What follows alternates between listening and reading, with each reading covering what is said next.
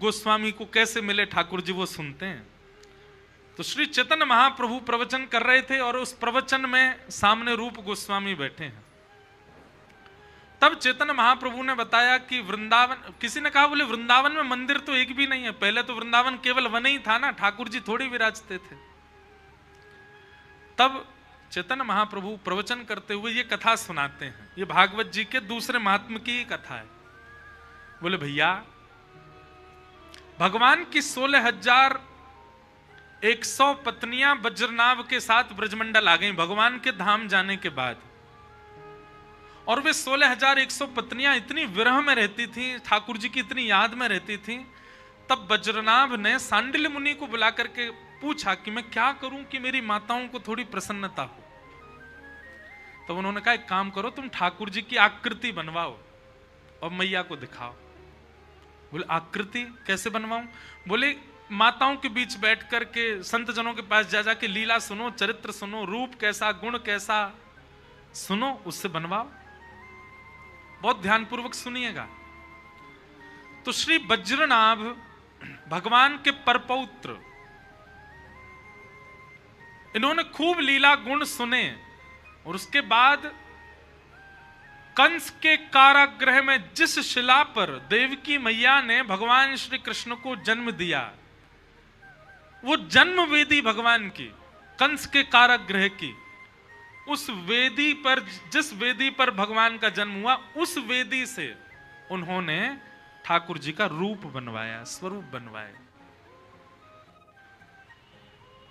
मदन मोहन, गोपीनाथ और श्री गोविंद देव, 3 रूप बना करके इन तीनों को वस्त्र में ढक करके और अपनी माताओं को बैठाया और बैठा करके बोले मैया आपको कुछ दिखाना है।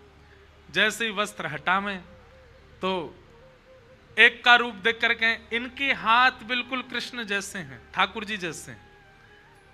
दूसरे का बोले इनका कटी भाग बिल्कुल ठाकुर जी जैसा है। और जैसे ही गोविंद देव जी इनके ऊपर से जैसे वस्त्र हटाए तो माताओं ने घूंघट कर लिया।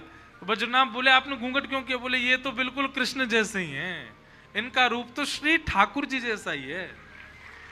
तो गोविंद देव, गोपीनाथ, मदन मोहन, आप तीनों का स्वरूप देखेंगे एक से ही लगते हैं। जैसे इधर ये गोपीनाथ जी हैं, मदन मोहन जी हैं और वे गोविंद देव जी, तीनों का रूप एक जैसा ही लगेगा आपको देखने में। कथा के बाद चढ़ जाना मंच पे देख लेना, और नहीं तो वो स्क्रीन में दिखा रहे हैं ना भैया।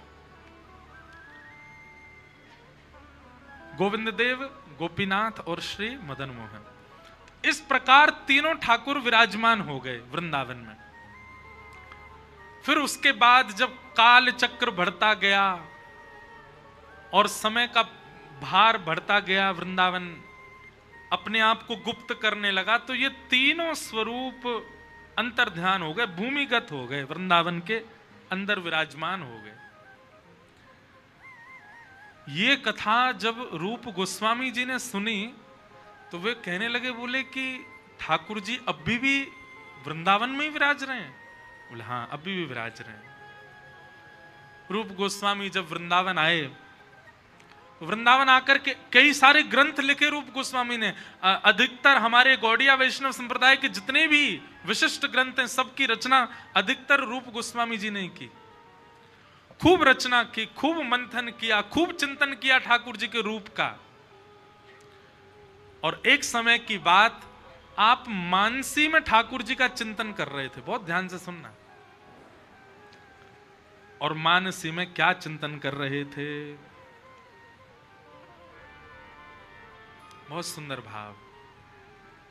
बंधुओं, मानसी चिंतन समझते हैं आप? नेत्र बंद करके और यह विचार करना कि चित्त में वृंदावन है, या ये वृंदावन है, चंडीगढ़ नहीं है, और वृंदावन में यमुना जी बह रही हैं, सुंदर धीमी धीमी ठंडी हवा चल रही है, आहा कितने सुंदर वन चारों तरफ विराजमान हैं। इन्हीं वनों में कहीं से नूपुर की ध्वनि आ रही है, कहीं से वंशी की ध्वनि आ रही है, कहीं मयूर नृत्य कर रहे हैं, कहीं पर बानर किलोल कर रहे हैं, इस प्रकार ठाकुर जी के स्थान का, धाम का चिंतन करो, फिर धीरे धीरे उसमें लीला प्रकट होगी, ठाकुर जी दिखेंगे, श्री जी दिखेंगी। स्वयं को एक सहचरी मान करके उसको मानसी लीला कहते हैं, मानसी चिंतन कहते हैं। तो रूप गोस्वामी नित्य मानसी चिंतन करते थे, और एक दिन आपने मानसी चिंतन में एक अद्भुत दर्शन किया। क्या दर्शन किया? कि श्री ठाकुर जी किशोरी जी के साथ में वन विहार कर रहे हैं। एक बात बताएं बंधुओं, वृंदावन रीति में ठाकुर जी की लीला में हर लीला एक ही बार होती है। केवल वन विहार ऐसा है जो प्रतिदिन 2 बार होता है। वृंदावन की गूढ़ रहस्यों पर थोड़ी ना चर्चा करें, सावधानी से सुनना। वृंदावन में विराजमान ठाकुर जी का वन विहार 2 बार होता है। एक, सुबह उठते ही ठाकुर जी वन विहार के लिए जाते हैं, और दूसरा दोपहर में राजभोग के बाद ठाकुर जी वन विहार के लिए जाते हैं। और अकेले नहीं जाते, श्री जी के सहित जाते हैं। इसके पीछे भी इतना सुंदर भाव है कि श्री किशोरी जी और ठाकुर जी वृंदावन को अपना इष्ट मानते हैं। क्या मानते हैं? इष्ट। वृंदावन किशोरी जी का, ठाकुर जी का इष्ट है, तो अपने इष्ट को देखने के लिए 2 बार जाते हैं। अपने इष्ट के दर्शन बार बार होने चाहिए, इसलिए किशोरी जी ठाकुर जी 2-2 बार ब्रज विहार के लिए जाते हैं, वृंदावन विहार करने जाते हैं। ठाकुर जी की मिलवे की जो अवधि होगी, या तो वो मंगला के बाद की होगी या राजभोग के बाद की होगी। अगर प्रत्यक्ष ठाकुर जी कहीं मिले तो। हमने कितने भक्त चरित्र सुने हैं, ठाकुर जी कोई को गैया चराते हुए मिले। गैया चराने कब जाते हैं? ठाकुर जी राजभोग के बाद ही जाते हैं, दोपहर में 12-1 बजे के बाद। या अधिकतर ठाकुर जी कब मिलेंगे? ब्रह्म मुहूर्त में मिलेंगे। सुबह मंगला करा करके ठाकुर जी निकल जावे डोलवे। तो श्री सनातन गोस्वामी अपने चित्त में दर्शन कर रहे थे कि प्रिया प्रियतम दोनों वन विहार कर रहे हैं, और वन विहार की उस झांकी का आप अपने चित्त में दर्शन कर रहे थे। और दर्शन में क्या देख रहे थे कि चलते चलते प्रिया प्रियतम, तभी एक सुंदर वृक्ष देखा किशोरी जी ने। उस वृक्ष पर बड़े सुंदर सुंदर पुष्प लगे थे। तो किशोरी जी के मन में भाव आया कि इन पुष्पों से मैं लाल जी का श्रृंगार करूं, इन पुष्पों से मैं ठाकुर जी को सजा दूं। किशोरी जी वृक्ष के पास गई, और जैसे डाल पकड़ने का प्रयास करें, डाल पकड़ करके उसके पुष्पों को तोड़ने का प्रयास, पर डाल इतनी ऊंची है कि हाथ में आ नहीं रही है। ये रूप गोस्वामी को चित्त में दर्शन हो रहा है। किशोरी जी बोली, खड़े खड़े टाकते रहोगे हैं, नेक यो ना है कि नेक समीप आए करके नेक सहायता कर दो। अरे दिख रहा है कि मैं वृक्ष से पुष्प लेना चाह रही हूं, दूर खड़े निहार का ही को रहे हो। आओ आकर के नेक हमारी सहायता करो। ये डाल बहुत ऊंची है, याकू नेक नीचे कर दो कन्हैया। ठाकुर जी के पास लकुटी होती है, सो ठाकुर जी ने अपनी लकुटी उठाई और लकुटी से वो डाल ऐसे पकड़ के नीचे करी, और जैसे नीचे आई श्री जी उसमें से सुंदर सुंदर पुष्प निकालने लगी, वहां में से पुष्पन को करने लगी आनंदित। ठाकुर जी के मन में आयो कि कछु तो क्रीड़ा करूं इनके संग, नेक तो खेलूं।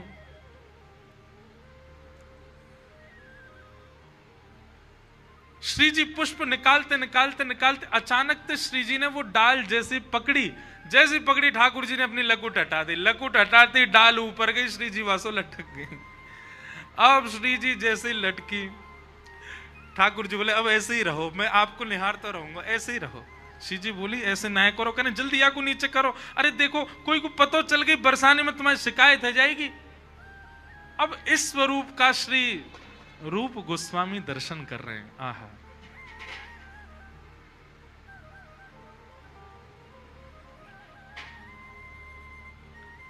सघन बन बीथिन करत विहार, सघन बन बीथिन करत बिहार। कौन? कुंज बिहारिनी कुंज बिहारी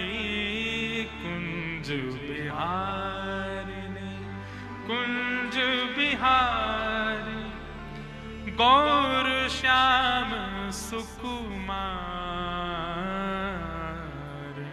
गौर श्याम सुकुमार। हे सघन बन बीथिन करत बिहार, सघन बन बीथिन करत। कैसे बिहार करते हैं? वे उनके अंगन, वे उनके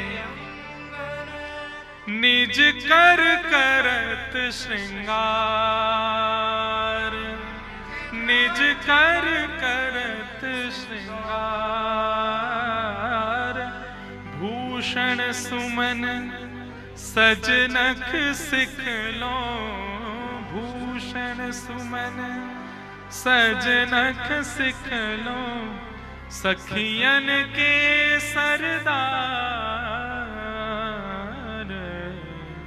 बन बीथिन करत बिहार, सघन बन बीथिन करत बिहार, सघन बन बीथिन करत बिहार।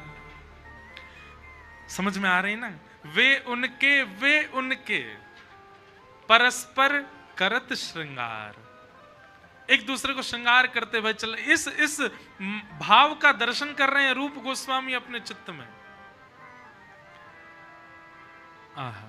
गलवैया दीने रंग मीने, गलवैया दीने रंग मीने।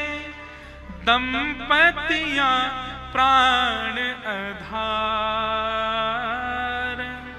दंपति प्राण आधार। रहे मिलाए कपोल प्रेम कर, रहे मिलाए कपोल प्रेम। रसिक छैल रिझवार, रसिक छैल रिझवार। कितना सुंदर वर्णन है। क्या? गलवैया दीने रंग मीने, एक दूसरे के गले में गलवैया दे रखी है श्यामा श्याम ने। दंपति प्राण आधार, और रहे मिलाए कपोल प्रेम कर। और गलवैया दे के कितने समीप है एक दूसरे के कि यहां से ठाकुर जी को और वहां से श्री जी के दोनों के गाल स्पर्श है रहे हैं। आहा। रहे मिलाए कपोल प्रेम कर, रसिक छैल रिझवार। की करत बन बीथिन में बिहार। इस प्रकार रूप गोस्वामी को दर्शन हो रहा है और श्री जी के संग ठाकुर जी ने क्रीड़ा कर दी है महाराज, दाल नीचे करके, और श्री जी ने जैसी पगड़ी सोई दाल छोड़ दी है, श्री जी लटक गई हैं बांसों। अब इस छवि को देख करके रूप गोस्वामी जोर जोर से हंसन लगे। जय हो जय हो जय हो, वृषभानु के जमाई की जय हो। अरे लाला तेरी लीला के, अरे श्री जी समेत रह जाएंगी, अरे लाला दाल नीचे कर ले। और हंसे सो हंसे ठाकुर जी की लीला सोच करके। तभी एक बिना पांव, एक पांव नहीं था उस व्यक्ति का, एक व्यक्ति सामने से जा रहा था और उस व्यक्ति को ऐसा लगा कि ये मेरी दुर्बलता पर हंस रहे हैं। मैं थोड़ा लंगड़ा करके चल रहा हूं तो मेरी दुर्बलता पर ये हंस रहे हैं। केवल उसने मन में ये विचार किया कि ये मेरी दुर्बलता पर हंस रहे हैं। जैसे ही ये सोचा, तुरंत ही वो छवि, किशोरी जी लटकी हुई हैं, ठाकुर जी जोर जोर से हंस रहे हैं, ये छवि अंतर ध्यान हो गई। रूप गोस्वामी के चित्त से वो छवि चली गई। रूप गोस्वामी विरह आतुर हो गए। हे प्राणधार कहां हो, हे श्याम सुंदर कहां हो, हे राधा गोविंद कहां हो, विलाप करने लगे। एक दिन, 2 दिन, 3 दिन बीत गए रोते रोते, लेकिन नेत्रबंद करके भी श्याम सुंदर दिख नहीं रहे हैं।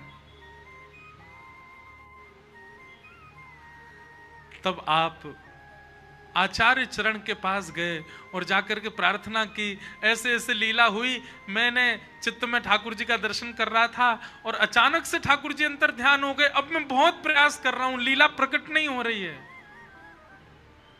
तब आचार्य चरण ने कहा, आपसे कोई वैष्णव या ब्रजवासी का अपराध बन गया है। ठाकुर जी की निज लीला में, ठाकुर जी की लीला में, ठाकुर जी की कथा में, ठाकुर जी के भजन में यदि आपकी पहले बहुत श्रद्धा थी और अब कम हुई है, तो निश्चित आप किसी वैष्णव का अपराध करके आए हैं। आप किसी ब्रजवासी को हीन दृष्टि से देख करके आए हैं। सनातन गोस्वामी, आपने निश्चित किसी ब्रजवासी का भले ही मन से नहीं किया, भले ही जानबूझ करके नहीं किया, गलती से आपसे एक अपराध बन गया जिसके कारण आपका चित्त ऐसा हो रहा है। आप ब्रजवासियों को भंडारा करके कुछ पवा दो और सबसे क्षमा मांगो। एक ब्रजवासी के अपराध का दंड है कम से कम 100 ब्रजवासियों से क्षमा मांगो। रूप गोस्वामी ने अनेक ब्रजवासियों को बुलाया, सबका भंडारा करा, सबसे क्षमा मांगे, मुझे क्षमा कर दीजिए। अब सब लोग उनको हृदय से अरे अरे बाबा, तेने कछु किया ही ना है, तू ऐसे काय करे। नहीं नहीं, मैं अपराधी हूं, मैंने बहुत बड़ा अपराध किया है, आप कृपा करके मुझे क्षमा कर दो। इतने सारे ब्रजवासियों से क्षमा मांगी, सब ब्रजवासी हृदय से, अरे बाबा तू काय को ऐसे सोचे, हमने क्षमा कर दियो, तेने कोई अपराध किया ही नहीं है, जा चकाचक है जाएगी, हमने आशीर्वाद दियो, तू प्रसन्न रहे सदा। अनेक ब्रजवासियों से आशीष लेकर के अपने गुरु के पास गए, बोले मैंने सबको भंडारा करा दिया, बोले अब जाके अपनी कुटिया में बैठ के ध्यान करो। जैसे रूप गोस्वामी अपनी कुटिया में आए, आकर के जैसे ही नेत्रबंद किया, तभी क्या पाते हैं कि पुनः वही डाल पर किशोरी जी लटकी वही और ठाकुर जी नीचे बैठ करके हंस रहे हैं। फिर से लीला प्रकट है गई और लीला का फिर विस्तार क्या हुआ कि श्री ठाकुर जी किशोरी जी को अपने ऐसे गोद में नीचे से उनके चरणन को कर रहे हैं और कह रहे हैं, श्री जी अब डाल छोड़ दो और सुनो, अब मेरे कंधा पे बैठ के चलो। और ठाकुर जी अपने कंधा पे बैठा के श्री जी को लेके जा रहे हैं, वन विहार करा रहे हैं। ऐसा सुंदर दर्शन श्री रूप गोस्वामी को हुआ। उसी दर्शन के बाद से रूप गोस्वामी इतने विरह आतुर होने लगे, वे कहने लगे, नाथ आप इसी वृंदावन में हो, वज्रनाभ ने आपके 3 स्वरूप बनाए थे, वो कहां हैं, मुझे मिल जाइए ना। अब मेरा मन, मेरे प्राण आतुर हैं निकलने को, नाथ मेरी प्रार्थना। अब तो विरह आतुर होकर के यमुना के तट पर बीथियों में, कुंज गलियों में विचरण करने लगे, हे नाथ कहां हो, हे नाथ कहां हो। जिस प्रकार गोपियां विरह आतुर होकर के हा नाथ रमण प्रेष्ठ क्वासी क्वासी महाभुज करते हुए सब जगह विचरण कर रही थी, वैसे ही रूप गोस्वामी सब जगह विचरण करने लगे। अत्यंत विरह आतुर रूप गोस्वामी एक वृक्ष के नीचे बैठ करके रुदन कर रहे हैं, नाथ क्या मेरे भजन में कोई त्रुटि है, मेरे भाव में कोई त्रुटि, आप मिल क्यों नहीं रहे मुझे।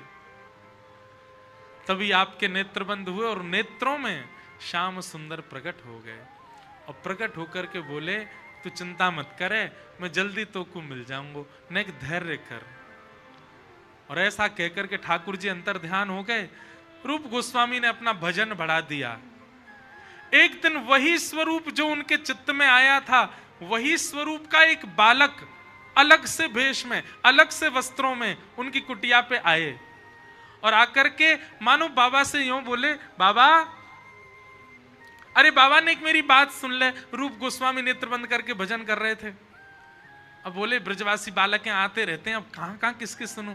बोले, बाबा ने एक देख तो ले मेरी तरफ। रूप गोस्वामी ने नेत्र खोल करके देखा तो रूप छवि बिल्कुल वही थी जो चिंतन में आई थी, जो ठाकुर जी आके बोले थे मैं तो को जल्दी मिलूंगा, ये तो वही छवि है। रूप गोस्वामी तो स्तब्ध हो गए और सामने खड़े वो बालक कहने लगो, बाबा तो एक बात पूछनी है। हमारी एक गैया है और वो गैया रोज एक टीले पे जावे और टीले पे जाके अपने चारों थनन से दूध बहाए दे। मुझे तो ऐसा लगे कि मां कोई बैठो होगा टीले पे, हमारी गैया जाके सगरो दूध बाई को पिवाया आवे। बाबा अगर तुमने मेरी मदद कर दोगे तो वह टीला में देख तो ले चल के कौन है। ऐसा कहकर के बालक भागा। रूप गोस्वामी अपनी कुटिया से निकले, ढूंढने लगे कहां है बालक। तभी थोड़ी थोड़ी देखे, अरे बाबा मैं यहां हूं, इतकू आ जा, अरे बाबा मैं यहां हूं, इतकू आ जा, अरे बाबा मैं यहां हूं। ऐसे करते करते और गोमा टीला के पास ठाकुर जी उनको ले गए। और तभी दृश्य क्या देखा, एक टीला था, एक छोटा सा टीला जैसा, पर्वत जैसा था, उसके ऊपर गैया खड़ी है, उसके चारों थनों से दूध निकल रहा है। सनातन गोस्वामी ऊपर गए, जाकर के संपूर्ण मिट्टी को हटाना प्रारंभ किया। 10 हाथ, अब वो बालक अंतर ध्यान हो गया वहां से इतना बताए करके। 10 हाथ भीतर तक मिट्टी खोदते रहे, निकालते रहे। और जैसे 10 हाथ पूर्ण हुए तभी वृंदावन के प्रथम ठाकुर श्री गोविंद देव जी वहां उनको प्राप्त हो गए। बोलो गोविंद देव लाल की। सब सुख सागर रूप उजागर रहे वृंदावन धाम। रूप गोस्वामी प्रगट कियो, रूप गोस्वामी प्रगट कियो, राधा गोविंद रूप निधान।